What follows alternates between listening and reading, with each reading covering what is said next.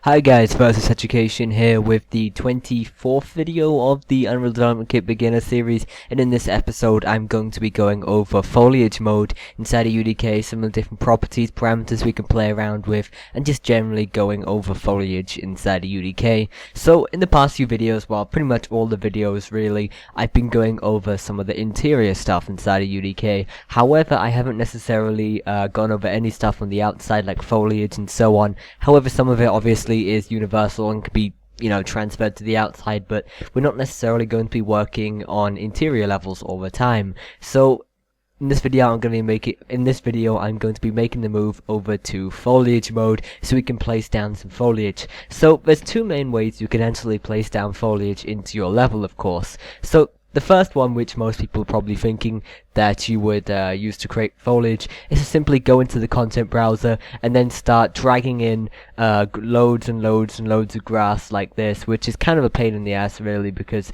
it's really time consuming, inefficient, and doesn't essentially allow us to get the sort of look and feel that we're going for. For example, I might want some variation. Also, this doesn't snap to the terrain and so on and so forth, whereas if we actually use foliage mode, we'll get all of that stuff. So as I said in some of my videos previously, there's a whole bunch of modes inside of UDK, and one of those is actually dedicated to just foliage creation inside of UDK, which is pretty cool. So I'm just going to go ahead and I'm going to bring that up, and we're going to go into this. Just go ahead, top left corner here, and it looks like a tree or some leaves or something. Also, I would like to note, when you are actually populating your scene with assets, those assets don't necessarily have to be grass, trees, shrubbery, or any other foliage. You can do this with any kind of static mesh. For example, you could use a building to, you could use a bunch of building meshes to create a city environment really quickly. Probably not the best practice, but that's kind of how it works. So let's just go ahead and take a look at some of the tools here.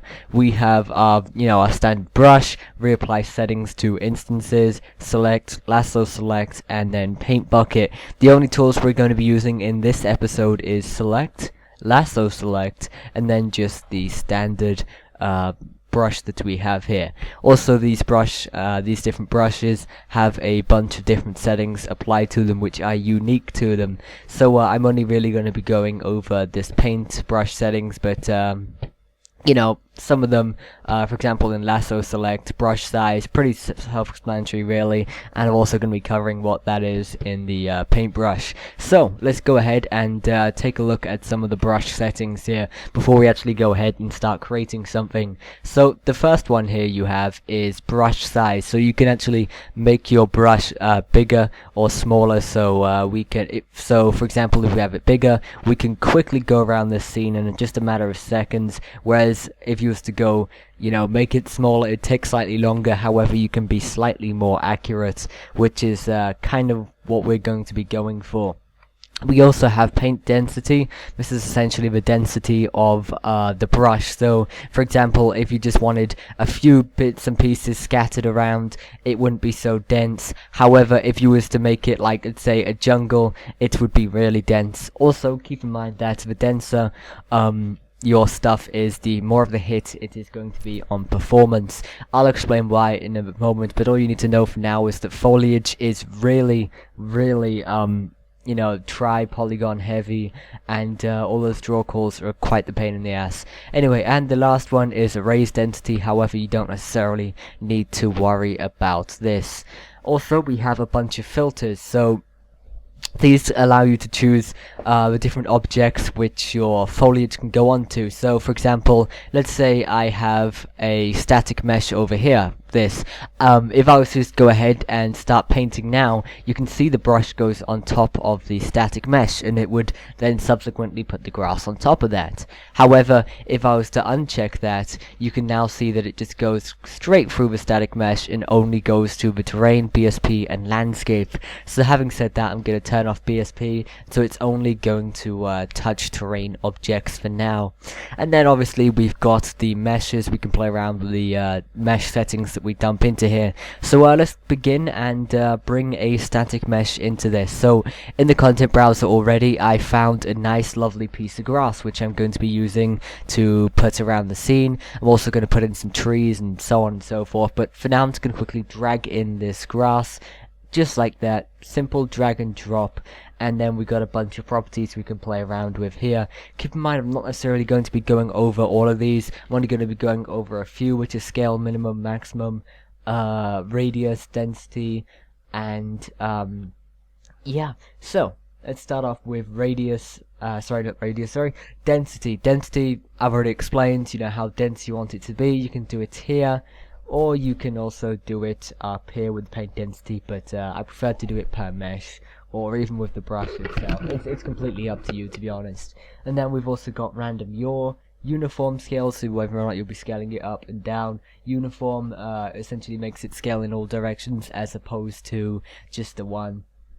Also, we have scale, minimum, and maximum, so you can actually have variation in the static meshes. So the foliage mode will actually will make it bigger and smaller, and it's kind of random. So I just painted this here. You should be able to see here that it's not all the same height. Some pieces are longer than the other. Otherwise, if I just had it at 1, it would be really consistent and not necessarily realistic. So I'm going to give you a better example of that here by setting the range to 1 and 5, and you can see here there's massive variation. We've got a few smaller pieces. We've also got the long blades of grass, but for now I'm going to be setting this to scale between 1 and 3. Also keep in mind the scale doesn't necessarily put much of a hit on the performance, so you don't need to worry about that. You've also got offset. I wouldn't necessarily play around with that, but offset is essentially how far off it is from the point where you're going to be brushing. Just play around with that, and yeah. So these are the main settings that we need to go over for now. So let's begin this and actually start painting. So I'm just going to quickly bring my content browser onto the other side of my screen, and there we go. Let's get into this. So to start painting, it's pretty simple actually. Just go ahead and control click just like you would paint in the terrain editor or something. So I'm just going to go ahead and quickly paint all of this. Also, you can see some of it is going on to the paths and stuff. Don't worry about that, we can clear that all up later really easily. Also, I just wanted to show you what I said earlier with this being really try heavy. If you look at this grass, you can see there is tons and tons of it. There's literally thousands of polygons here, so try not to use too much of it. If you have a decent graphics card like I do now, it shouldn't be too much of an issue, but you've got to worry about those players that don't necessarily have a really expensive graphics card. So just continue painting that. I don't know why I deleted it there, so I'm just going to quickly paint all of this back in quickly, and yeah. So there we go. I'm not necessarily going to do the whole scene for now. You know what, screw it, I'm gonna do most of it. Just gonna quickly zoom around here. There we go. And also you can see none of that grass is actually going on top of the static mesh. It's just going straight under, which is pretty badass. There we go. Almost finished now. And just a little bit around here, and we should be done in terms of the grass. After we've done this, we will start to clear this up. So, you know, sometimes you make mistakes. You need to be able to get rid of some of this grass in your foliage. That's really easy to do. So as I said, control left click to paint it on. You just gotta hold down control shift and left click to start deleting it. And it decided to autosave, but there we go. You can see I can really easy just start to delete that there. So I'm just gonna quickly tidy this up where I can. And it seems to be working pretty well, apart from some of it. Also, you can delete this by using the lasso select tool. If you use Photoshop or anything like that, you should know what the lasso is, so you can just go around them and select a group, and then just go ahead and press delete, which is pretty simple and really easy to do. So there you go, that's pretty much everything here. I also want to add in some trees and stuff, because we're not necessarily going to be working with just grass here, so we should be able to have that variation, and it's going to work somewhat like it is a layer. So I'm just going to go ahead and open up the content browser here, and I'm going to find a second static mesh which I'm going to be using, and I'm going to be bringing in these guys here, these are pretty cool. Just gonna go ahead and drag and drop this in just below where I had it before, and you can see there's a second layer. I'm now going to uncheck this, so I'm no longer painting it. There we go.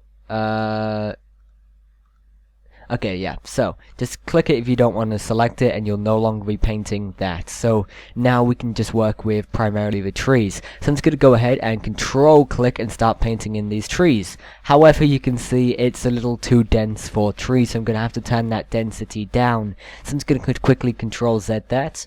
I'm going to move this back onto my screen, and I'm going to adjust the settings here to compensate for that. Down goes the paint density. I'm also going to set the scale minimum and maximum a little bit higher so we have more of a range, and it doesn't look just the same.